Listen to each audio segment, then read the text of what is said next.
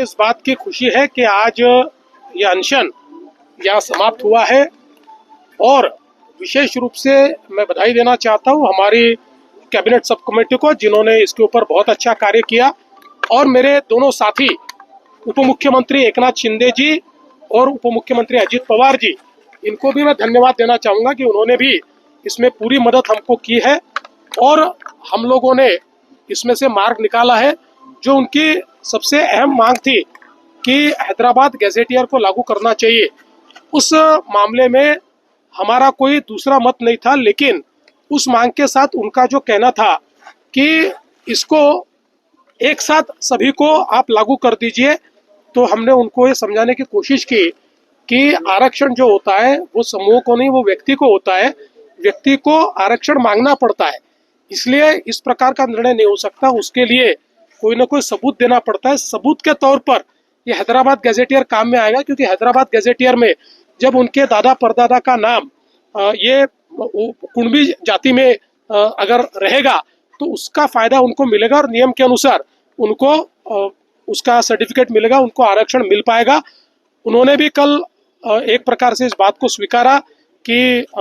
सबको एक साथ, जिसको उन्होंने सरसकट कहा था, वो नहीं हो सकता है, क्योंकि कोर्ट का आदेश वैसा नहीं है। कोर्ट के आदेश के खिलाफ अगर कोई कार्रवाई करेंगे तो कोर्ट उसको खारिज कर देगा। उन्होंने भी वो स्वीकारा, तो हमारे लिए फिर मार्ग आसान हुआ और हमने हैदराबाद गैजेटियर को लागू करने का निर्णय वहां पर लिया है, जिसमें पुराने रिकॉर्ड्स ये सारे मिलेंगे और उन रिकॉर्ड्स में जिनके खून के रिश्ते में अगर इस प्रकार से जाति का उल्लेख मिलेगा तो उनको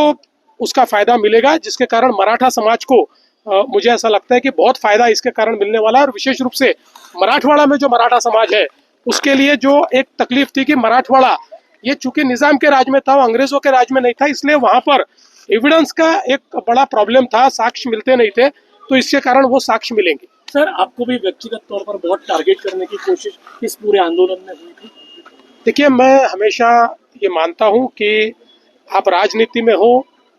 तो कभी लोग आपको दुआ देते, कभी आपको लोग गाली देते, कभी आपको माला पहनाते, कभी आपको पत्थर भी मारते,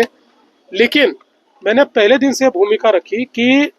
हम लोग कहीं पर भी मराठा और ओबीसी ऐसा विवाद नहीं होने देंगे। हम लोग जो निर्णय करेंगे वो निर्णय किसी एक का निकाल के दूसरे को देने का निर्णय नहीं होगा, दोनों को समान निर्णय करेंगे, दोनों को फायदा होगा ऐसा निर्णय करेंगे। और मुझे ऐसा लगता है कि वो हमने किया और मुझे आज इस बात की खुशी है कि हम लोग एक अच्छा निर्णय ले पाए, जिसके कारण मराठा समाज को